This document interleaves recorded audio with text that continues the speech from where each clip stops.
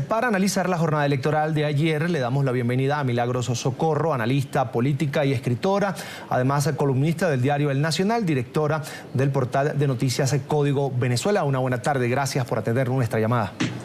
Buenas tardes, un placer para mí. Un placer. Señora Socorro, ¿cómo en principio evalúa usted este proceso de primarias realizadas ayer por la oposición para escoger solo a 42 de sus candidatos que van a presentar a las parlamentarias que todavía no tienen fecha, pero serán, según la presidenta del CNE, a final de año? Bueno, su pregunta entraña varias cosas, ¿no? Vamos a empezar por, vamos a quedarnos en el asunto que usted menciona cuando dice que solo 42. Efectivamente, no todos los candidatos de la oposición venezolana han sido, de los candidatos a las elecciones parlamentarias cuya fecha, como usted ha mencionado y como dijeron sus entrevistados, no ha sido fijada todavía por el Consejo Nacional Electoral. De manera que sabemos que las autoridades de la Asamblea Nacional tienen que ser renovadas, pero no tenemos una fecha. Imagínese usted entonces en qué clima se hacen estas elecciones.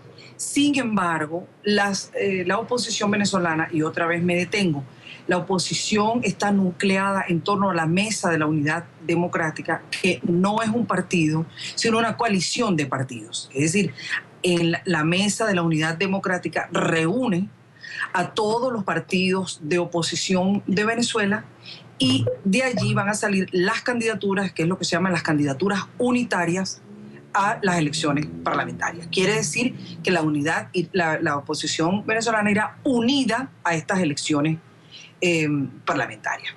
Entonces, efectivamente, no todas esas candidaturas salieron de elecciones primarias. Y eso es porque la mayoría de las candidaturas van a salir por consenso, es decir, por acuerdos en las respectivas circunscripciones. Usted tiene que comprender que no todos los estados de Venezuela, los 21 estados de Venezuela, tienen las mismas condiciones. Hay diferencias de todo orden. No en todos destacan los mismos partidos, digamos, no en todos los mismos partidos tienen la misma fuerza. Hay estados de Venezuela donde unos partidos tienen más fuerza que otros. Hay estados donde hay liderazgos personales, digamos, que son más importantes que los de los partidos. En fin, hay todas las variantes que a usted se le puedan ocurrir se producen en la realidad nacional de los diferentes estados. De manera que ha habido muchas circunscripciones donde no hubo necesidad de hacer primarias porque las candidaturas van a salir de acuerdos, de consensos que están muy claramente explicitados. Digamos, en algunos casos es porque surgen de encuestas que resultan confiables para todos, y en otros casos es porque el liderazgo es demasiado evidente, ya porque, como le digo, son partidos que tienen una fuerza muy importante en esos estados, o porque se trata de liderazgos personales muy prominentes. Entonces, yo creo que lo que ha ocurrido es muy importante por muchas razones, porque son tan importantes las candidaturas de consenso como aquellas que han emanado por las primarias.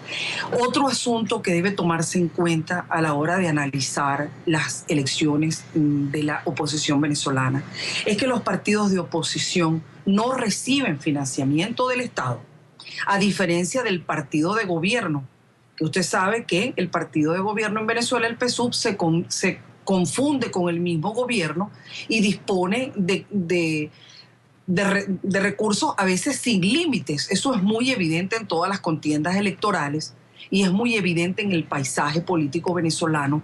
Es muy evidente la cantidad de recursos que tiene el PSUV, porque, como le digo, disponen a expuertas de los recursos de la República, sin ningún tipo de contraloría, ni ningún tipo de supervisión.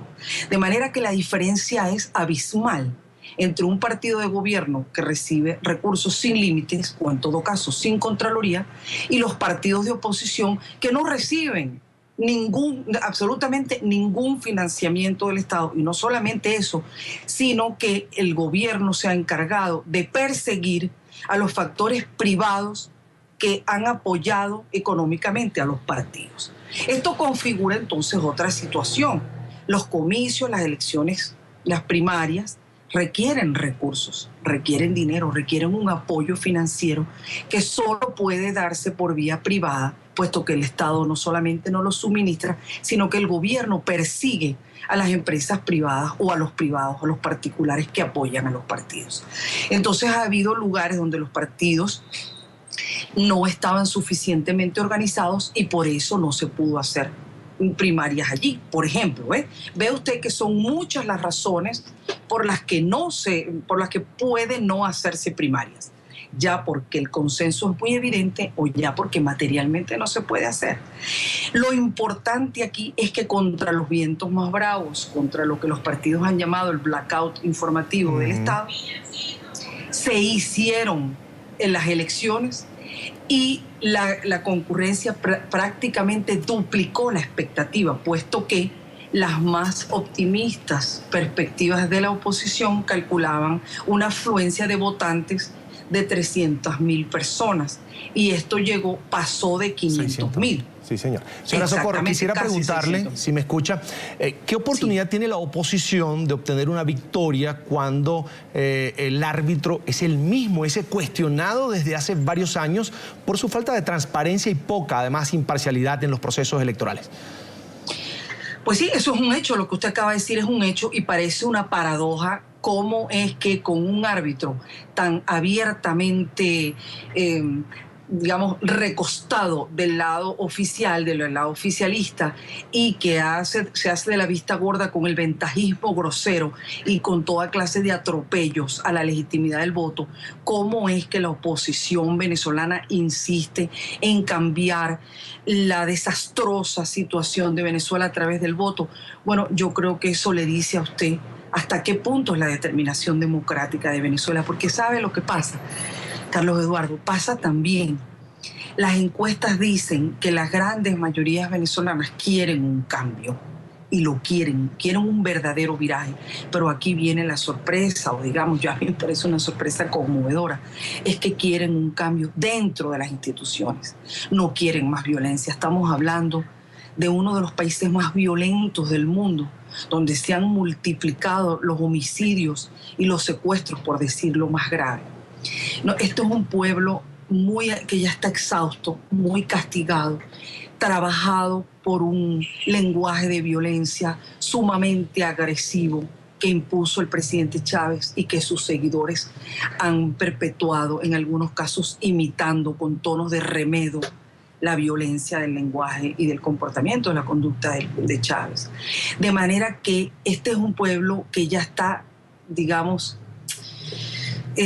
harto de la violencia, sabe que la violencia no conduce sino a más violencia y no se percibe una salida fuera del caos institucional como una verdadera solución, sino como un posible empeoramiento de nuestros males que ya son muy graves. Señora Socorro, de manera que mire, aparte de ese tema del árbitro cuestionado, ya usted hacía una amplia exposición sobre ese punto, se presenta otro que ya tocó por encima, que es el blackout informativo que hay allí. Los candidatos de oposición no tienen chance de promover sus propuestas para que los venezolanos pues acudan masivamente a las urnas y hay como un descontento generalizado de los ciudadanos por la actuación del CNE.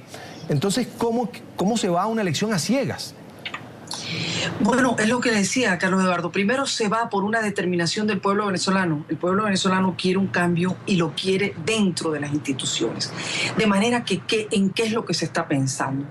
En hacer una convocatoria, es decir, de acudir a votar con tal determinación y en tal número que esa fuerza democrática y esa manifestación popular ahogue el ventajismo y las irregularidades del CNE, que yo no dudo en calificar de delictivas. Es decir, ya hay una determinación tan profunda, ya hay una decisión democrática venezolana tan honda y tan férrea, que existe una confianza sin demasiados asideros, podría usted decir, y con razón. Yo entiendo la perplejidad de quienes no están viviendo esto diariamente.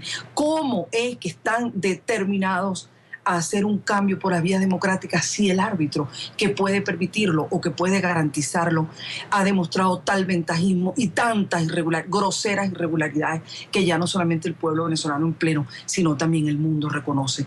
Bueno, tenemos la esperanza de que nuestra determinación democrática superará todos estos escollos.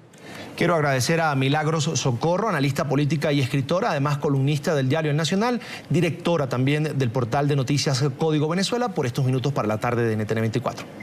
Les agradezco muchísimo a ustedes. Un placer, señora Socorro.